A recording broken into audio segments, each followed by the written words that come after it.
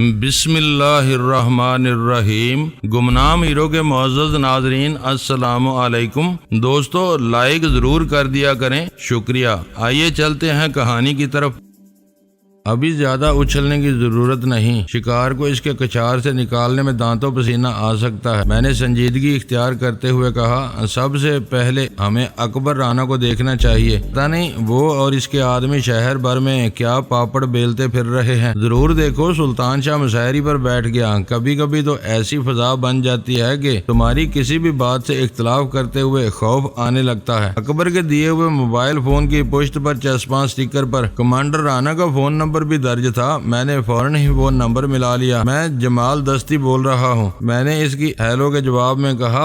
اس نے میری بات درمیان سے ہی اچک لی۔ میں اسی چکر میں الجھا ہوا ہوں اور آپ کی طرف آ رہا ہوں۔ مجھے شرمندگی ہے کہ میں آپ کو لینے کے لیے خود ایئرپورٹ پر نہ آ سکا۔ اس سے کوئی فرق نہیں پڑتا، میں نے بے تکلفی سے کہا۔ آپ جناب کا چکر چھوڑو اور یہ بتاؤ کہ اس وقت کی صورتحال کیا ہے۔ معلوم ہوتا ہے کہ وہ لوگ اپنی ضروریات کے معاملے میں خود کفیل اور اس گھر میں محصور ہیں۔ وہاں سے صرف 2 گاڑیاں برآمد ہوئی ہیں، ایک میں 3 افراد تھے۔ ان کا اس توقع پر پیچھا کیا گیا کہ ان میں سے کوئی کہیں اترے گا تو اسے گھیر لیا جائے گا۔ وہ گاڑی اپنے مسافروں سمیت مری روڈ کی ایک کوٹھی میں گھس گئی۔ دوسری گاڑی کا میں نے خود پیچھا کیا، اس میں پورے 5 افراد تھے۔ میں سہاوا سے واپس لوٹ آیا۔ ان کے تیوروں سے اندازہ ہو رہا تھا کہ وہ ہائی وے پر کسی لمبے سفر کی نیت سے نکلے ہوئے ہیں۔ اس کا مطلب ہے کہ تم ہم سے بہت دور ہو۔ میں نے ریسٹ واچ دیکھ کر کہا۔ نہیں، اس نے جلدی سے کہا، ہم فیض آباد چوک سے آگے نکل چکے ہیں، بس ذرا سی دیر میں وہاں پہنچ جائیں گے۔ شہر سے اپنے سارے آدمی سمیٹ کر چودھری اسلام کے مکان کے گرد جمع کر دو۔ ہمارا مطلوبہ آدمی وہیں موجود ہے اور ہمیں اس بارے میں آج ہی کچھ کرنا ہوگا۔ وہ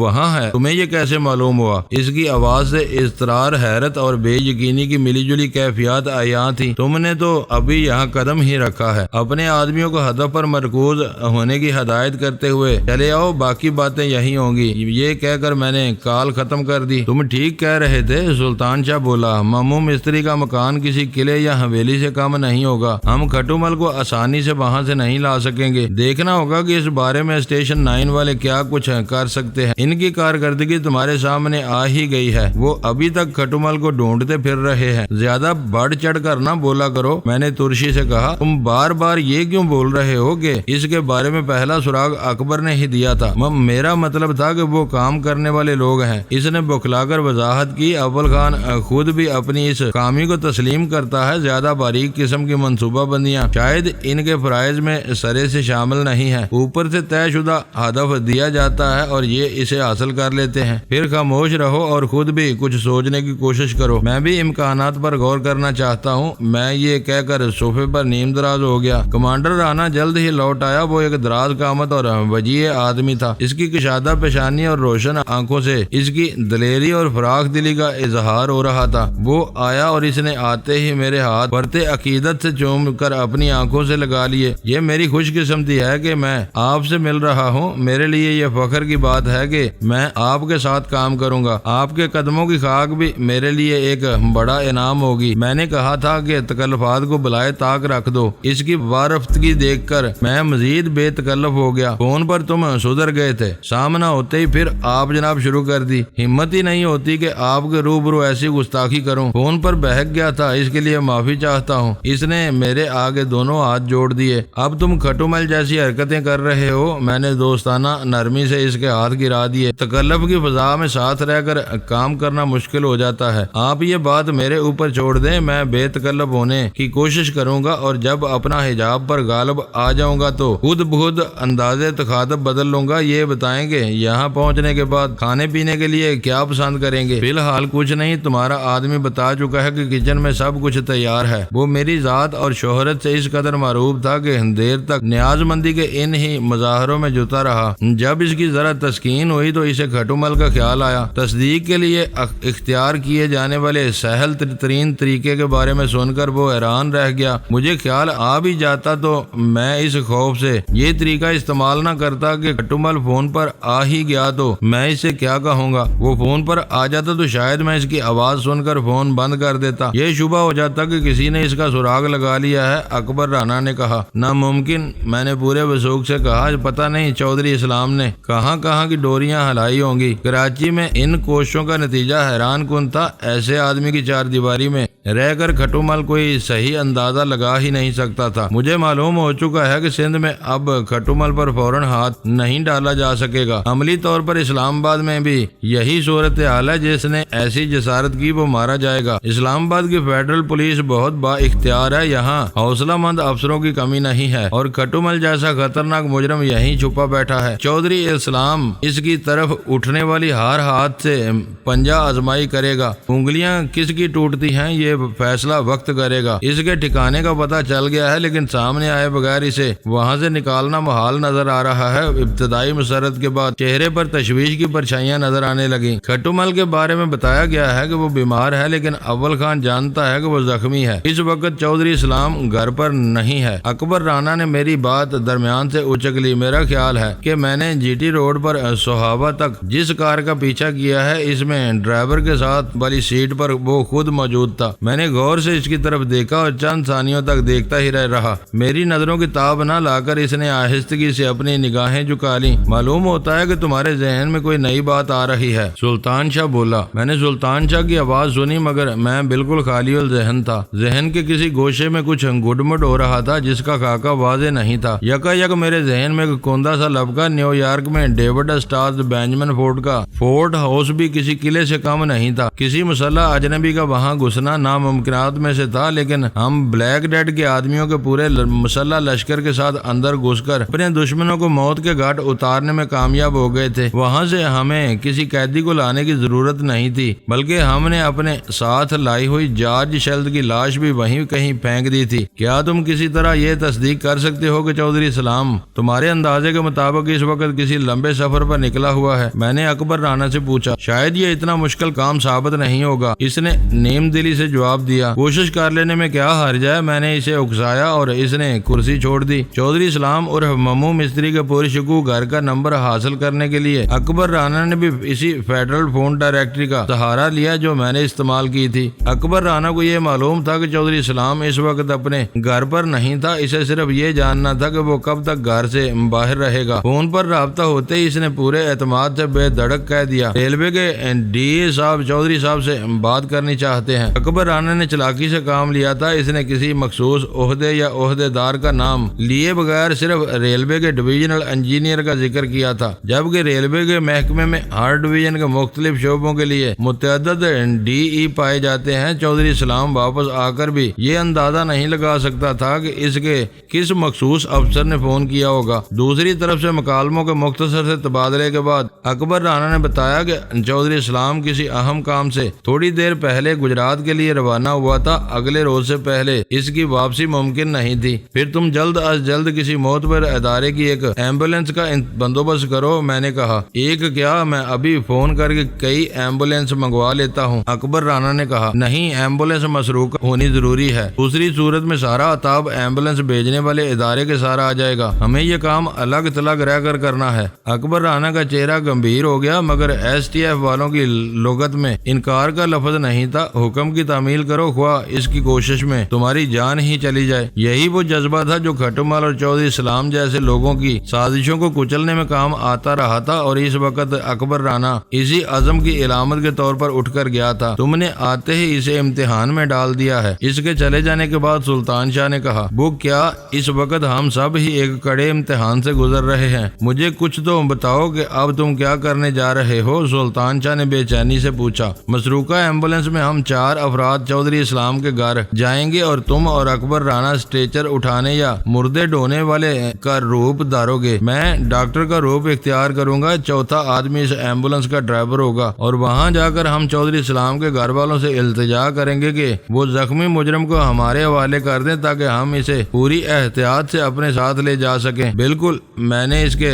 طنز سے محظوظ ہوتے ہوئے مسکرا کر کہا، اور تمہارا خیال ہے کہ وہ ہماری اس فرمائش کو کسی چون چرا کے بغیر پورا پورا کر دیں گے۔ اگر ان میں اشرافت کا ذرا بھی مادہ ہے تو انہیں ایسا ہی کرنا چاہیے۔ میں نے اسے چڑھانا شروع کر دیا۔ فرض کرو انہوں نے تمہاری بات ماننے سے انکار کر دیا تو کیا ہوگا؟ اس نے غصے کی روح میں پوچھا۔ یہ فیصلہ وہیں اور اسی وقت کیا جائے گا۔ میں نے ڈاکٹر کا کردار اسی وجہ سے اپنے لیے مخصوص کیا ہے۔ تم انہیں سنبھال لو تو میں تمہارے حق میں مستعفی ہونے کے تیار ہوں۔ تمہیں شاید ابھی تک ان لوگوں کی بدماشی کا اندازہ نہیں ہو سکا۔ انہیں ہم پر شبہ بھی ہو گیا تو وہاں ایک خون آشام فضا بن جائے گی۔ حالات بگڑنے سے پہلے ہی ہم خاموشی سے وہاں سے واپس لوٹ آئیں گے۔ میں نے جواب دیا، اندر جانے کے بعد تم اپنی مرضی سے باہر نہیں آ سکو گے۔ وہ نہ صرف ہمیں چلنی کر دیں گے بلکہ اپنے گھر میں ڈاکہ زنی وغیرہ کی کوشش کا الزام بھی رکھ دیں گے چوری کی ایمبولینس کی وجہ سے۔ ہر ایک یقین کر لے گا کہ چاروں مرنے والے ڈاکو ہی تھے۔ تم آگ سے کھیلنے کی کوشش کر رہے ہو۔ اگر کھٹو مل کو سزایاب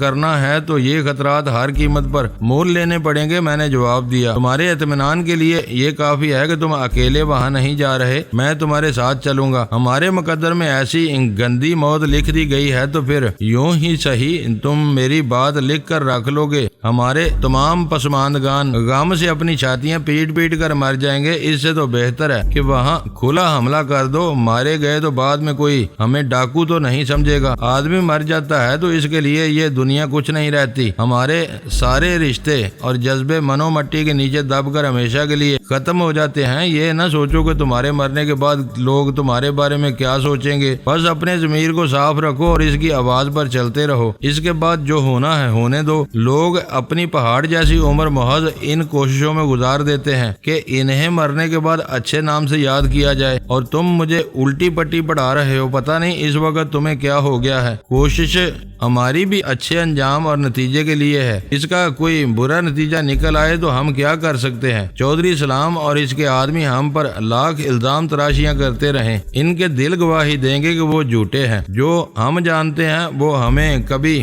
برا نہیں کہیں گے۔ سلطان شاہ بنا کر اٹھا اور کمرے سے باہر نکل گیا۔ میں زیر لب مسکرا کر رہ گیا۔ خاصی دیر بعد وہ کمرے میں واپس آیا تو اس کے ساتھ اکبر رانا بھی چلا آ رہا تھا۔ مجھے ایمبولینس کے بندوبست کے لیے خاصا وقت دینا پڑا۔ اس نے آتے ہی معذرت کرتے ہوئے امید ظاہر کی، توقع ہے کہ کچھ دیر بعد پولی کلینک کی ایک ایمبولینس یہاں آ جائے گی۔ اگر مزید تیاریوں کی ضرورت ہو تو وہ بھی بتا دیں۔ اس کی آخری فکرے سے ظاہر ہو رہا تھا کہ سلطان شاہ نے میرے منصوبے کے خلاف اس کے کان بھرنے کی کوشش کی تھی۔ میں نے اختصار سے جواب دیا، ایمبولینس کے عملے کے 4 افراد کے لیے وردیوں وغیرہ کی ضرورت پڑے گی۔ آپریشن تھیٹر میں استعمال ہونے والے 4 عدد نقاب بھی بہت ضروری ہیں۔ اکبر سے بھی اس بارے میں بات کر لو۔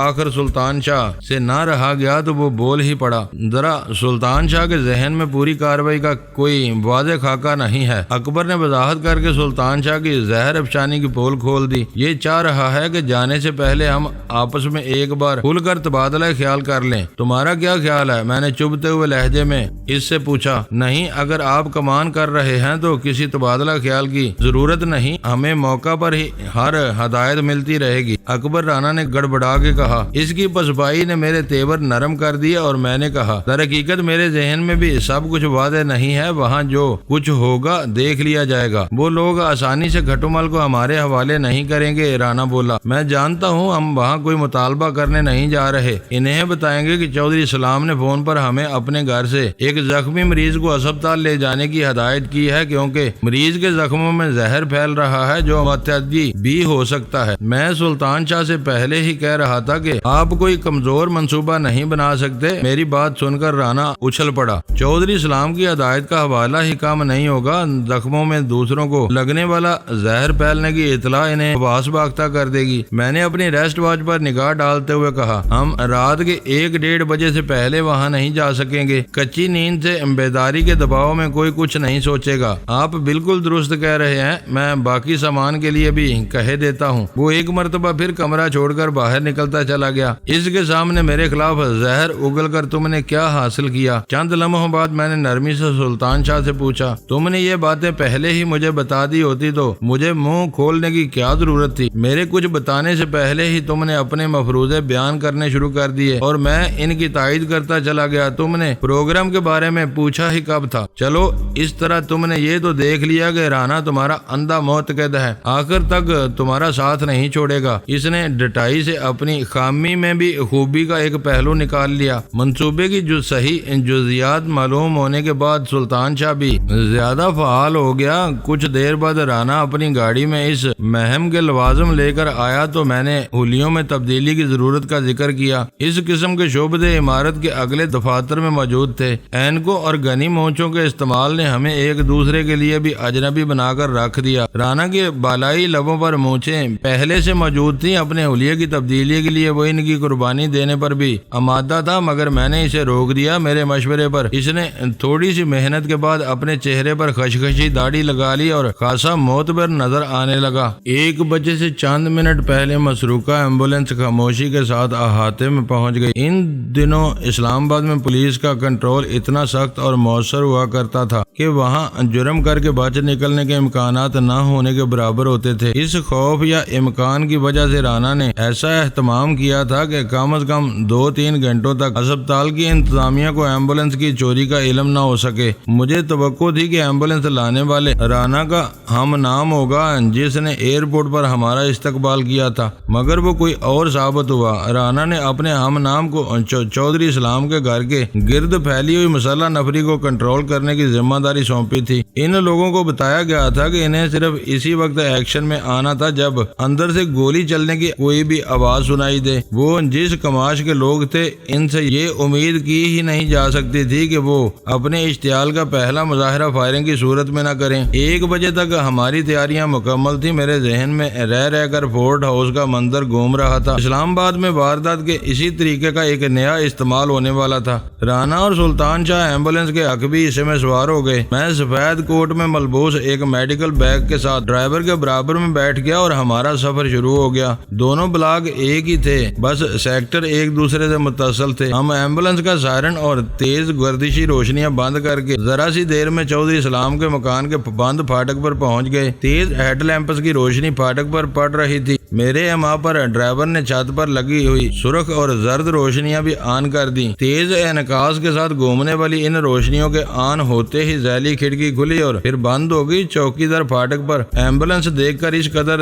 وحشت زدہ ہوا تھا کہ اس نے باہر نکل کر ہم سے کوئی سوال کیے بغیر فوراً پھاٹک کھول دیا۔ ڈرائیور نے ایمبولینس اندر بڑھا کر روک لی، ساتھ ہی چھت والی روشنیاں بھی گل کر دی۔ چوکیدار پھاٹک کھلا چھوڑ کر تیزی سے میری طرف کی کھڑکی پر آ گیا۔ مریض کہاں ہے؟ اس نے خشک لہجے میں اس سے سوال کیا۔ صاحب مجھے نہیں پتا، مسلح چوکیدار نے تشویش اور بے بسی سے جواب دیا۔ اندر کسی کے زخموں میں کیڑے پڑ گئے ہیں، چودھری صاحب نے اسے ہسپتال لے جانے کے لیے ہمیں بھیجا ہے۔ میں نے زہر کو کیڑوں میں تبدیل کر کے تحکمانہ لہجے میں کہا، جلد اندر خبر کرو۔ چوکیدار پھاٹک بند کرنے کے لیے مڑا۔ ڈرائیور ایمبولینس کو برآمدے تک بڑھاتا لے گیا۔ ایمبولینس کے رکنے تک وسیع اور ویران احاطے میں نہ جانے کہاں سے کئی مسلح افراد نکل آئے۔ شاید وہ سب ہی احاطے میں کسی انجن کی آواز سن کر بیدار ہوئے تھے۔ میں نے ڈرائیور کے ساتھ نیچے اتر کر منہ پر نقاب اوڑھی اور اسٹیتھوسکوپ گلے میں ڈال لیا۔ میرا رویہ آمرانہ تھا۔ جمع ہونے والے ڈرائیوروں سے پوچھ گچھ کرنے لگے۔ اسی اثناء میں عمارت کا عالی شان چوبی دروازہ کھلا اور سلیپنگ سوٹ میں گاؤن پہنے ایک بہت موٹا شخص نیند سے جھومتا ہوا باہر آ گیا۔ مجھے توقع تھی کہ وہ اکڑ لہجے میں بدتمیزی سے بات کرے گا، لیکن اس نے اسٹیتھوسکوپ سے مجھے ڈاکٹر سمجھ کر انگریزی میں کہا، یہاں کوئی ایمرجنسی نہیں ہے، آپ لوگ کیوں آئے ہو؟ ایمرجنسی نہیں ہے تو ہم چلے جاتے ہیں۔ کئی گھنٹے پہلے چودھری صاحب نے فون کیا تھا کہ ان کے گھر میں کسی زخمی کو سیپٹک ہونا شروع ہو گیا ہے، اسے اسپتال منتقل کر دیا جائے۔ میں نے روکے پھیکے انداز میں کہا۔ ایمبولینس میسر آتے ہی ہم پہنچ گئے۔ او ہاں، وہ شہادت کی انگلی اپنی پیشانی کے قریب لے جا کر بولا، ڈیڈی نے شاید کھٹو انکل کے بارے میں فون کیا ہوگا، مگر انہوں نے سیپٹک کے بارے میں ہمیں کچھ نہیں بتایا۔ میں پیش قدمی کر کے اس کے قریب پہنچ گیا اور قدرے رازدارانہ لہجے میں بولا، چودھری صاحب سمجھدار آدمی ہیں، انہیں کسی متعدی زہر باد کا خطرہ ہے۔ یہ بات کسی سے کہتے تو پورے گھر میں خوف و ہراس پھیل جاتا۔ اس وقت چودھری صاحب خود کہاں ہیں؟ وہ ایک ضروری کام سے گجرات گئے ہیں۔ وہ ہلکی سی جرجری لے کر بولا، بہرحال میں کوئی خطرہ مول نہیں لوں گا، انکل اس کمرے میں ہیں، آپ انہیں اسپتال لے جائیں۔ اس نے جس دروازے کی طرف اشارہ کیا وہ بند تھا۔ میں نے غیر ضروری طور پر اس سے کہا، یہ دروازہ دروازہ کھلوا دیں، پھر بات کو مزید آگے بڑھایا۔ مریض کی منتقلی کے بعد اس کے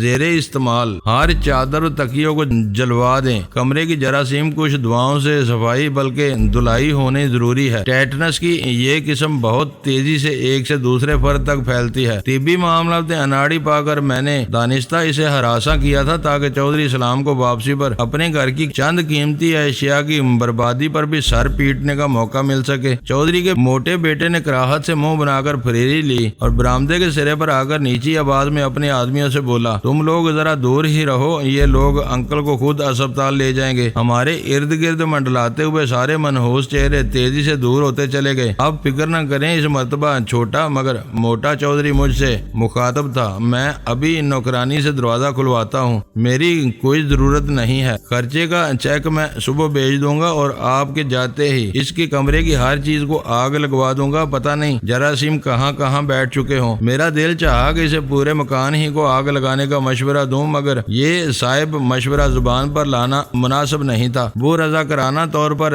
کچھ کر رہا تھا، چودھری کے اشتعال کے لیے وہی کافی تھا۔ رانا اور سلطان اپنے دانوں پر سفید نقاب چڑھائے ایمبولینس سے اسٹریچر باہر نکال چکے تھے۔ چھوٹے چودھری چوبی دروازے کے پیچھے گھر میں غائب ہو گیا۔ دروازہ بند کر لیا گیا۔ چند ثانیوں بعد ایک موٹی اور بدصورت عورت نے کھٹومل کی خوابگاہ کا دروازہ اندر سے کھول دیا۔ وہ ہمارے حلیوں کا رد عمل تھا یا شاید اس عورت کو کھٹومل میں چھوت کے جراثیم پیدا ہونے کی بھنک مل گئی تھی۔ اس نے ناک اور دانے کو دوپٹے سے دبایا ہوا تھا۔ دروازہ کھول کر وہ عورت خود بھی کسی دوسرے کمرے سے اندر غائب ہو گئی۔ دونوں اسٹریچر لے کر روشنی میں میرے سامنے سے گزرے تو مجھے یہ دیکھ کر خوشی ہوئی کہ انہوں نے ایمبولینس سے اٹھا کر اپنے ہاتھوں پر باریک سرجیکل دستانے بھی چڑھا لیے تھے۔ ان کے ہوتے ہوئے وہ انگلیوں کے نشانات چھوڑے بغیر من مانی کارروائیاں کر سکتے تھے۔ ان کے پیچھے میں کمرے میں داخل ہوا تو اس کی تزئین و آرائش دیکھ کر دنگ رہ گیا۔ فرش پر دبیز قیمتی قالین سے مرصع چوبی مسحری تک ہر چیز پرتعیش اور بیش قیمت تھی۔ بہت بڑی مسحری کے وسط میں ایک مختصر سا وجود یوں سکڑا ہوا سو رہا تھا جیسے اسے اسی حالت میں وہاں رکھ دیا گیا ہو۔ اس کی قمیض کی داہنی آستین غائب تھی اور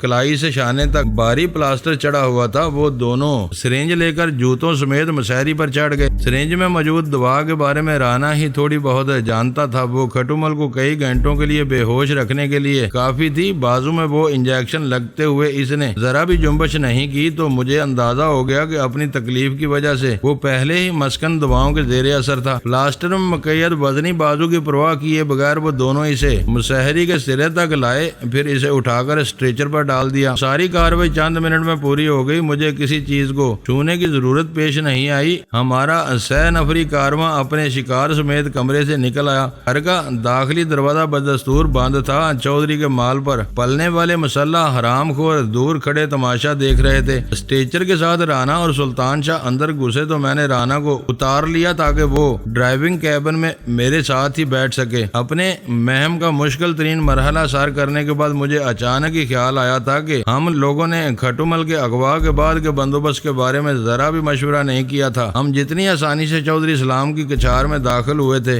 اتنی ہی آسانی سے وہاں سے نکل کر تیزی سے ایک طرف روانہ ہو گئے۔ یہاں تک سب کچھ طے تھا۔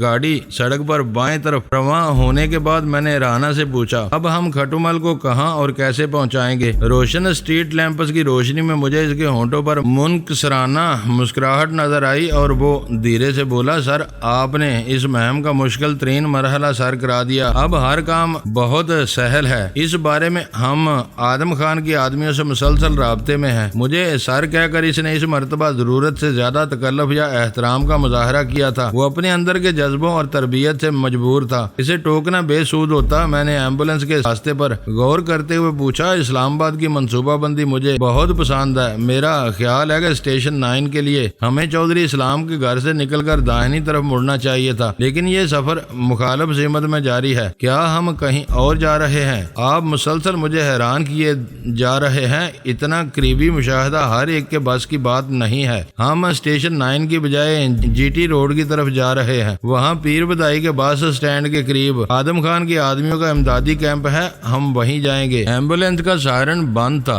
ٹریفک کے ہجوم کو خبردار کرنے اور چھت پر گھومنے والی تیز روشنیاں بھی بند تھیں۔ اکبر رانا کی کسی ہدایت کے بغیر ایمبولینس پہلے سے طے شدہ راستے پر دوڑی چلی جا رہی تھی۔ چند ہی لمحوں میں مضطرب ہو گیا گیا، کیا تم کھٹومل کو اسی ایمبولینس میں امدادی کیمپ تک لے جاؤ گے؟ میں نے پوچھا۔ اپنے شکار کو ان لوگوں کی تحویل میں دینے کے بعد ہم ایمبولینس پنڈی کے کسی حصے میں چھوڑ دیں گے، اس نے پورے اعتماد اور اطمینان سے جواب دیا۔ ابھی ہم نے بہت کم فاصلہ طے کیا ہے، مگر میں پولیس کی 2 گشتی گاڑیاں دیکھ چکا ہوں۔ تم خود بھی اسلام آباد پولیس کی کارکردگی کے معترف ہو۔ کل صبح کھٹومل کے اغوا کا راز کھلتے ہی ایمبولینس کی ٹریکنگ شروع ہوگی اور پولیس امدادی کیمپ تک پہنچ جائے گی۔ وہ تشویش میں پڑ گیا، یہ خطرہ واقعی موجود ہے۔ رازداری قائم رکھنے کے لیے ہمیں ہر کوشش ناکام ہو جائے گی۔ شاہراہ کشمیر پر ویسے بھی رات کے وقت پولیس سڑکوں وغیرہ کو چیک کرتی رہتی ہے، وہ ہمیں نہیں روکیں گے مگر ہمارا راستہ ان کی نظروں میں آ جائے گا۔ وہ پریشان کن گفتگو سن کر ڈرائیور نے از خود ایمبولینس کی رفتار کم کر لی۔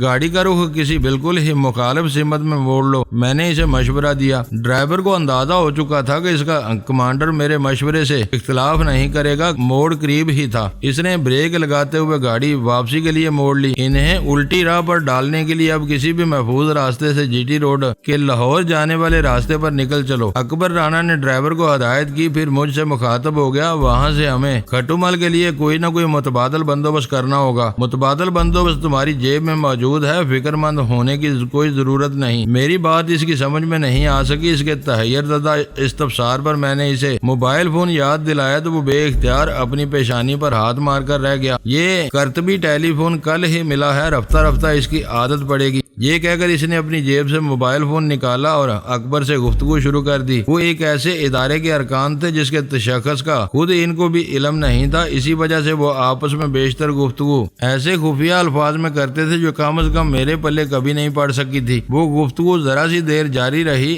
فون بند کرتے ہی رانا کے دانے میں اطمینان کا ایک لمبا سانس خارج ہو گیا۔ ہمارے نکل آنے کے باوجود وہ لوگ انہی اطراف میں تھے۔ اس نے مجھے بتایا، میں نے ان سب کو ریلیز کر دیا ہے۔ اکبر ایک آدمی کے ساتھ جی ٹی روڈ پر فوجی فاؤنڈیشن پر پہنچ رہا ہے۔ دوستو ویڈیو کو لائک ضرور کر دیا کریں۔ ISI پاک آرمی زندہ باد، پاکستان پائندہ باد۔ معزز ناظرین، اپنا خیال رکھیے گا اور اپنے اس چینل کا بھی شکریہ۔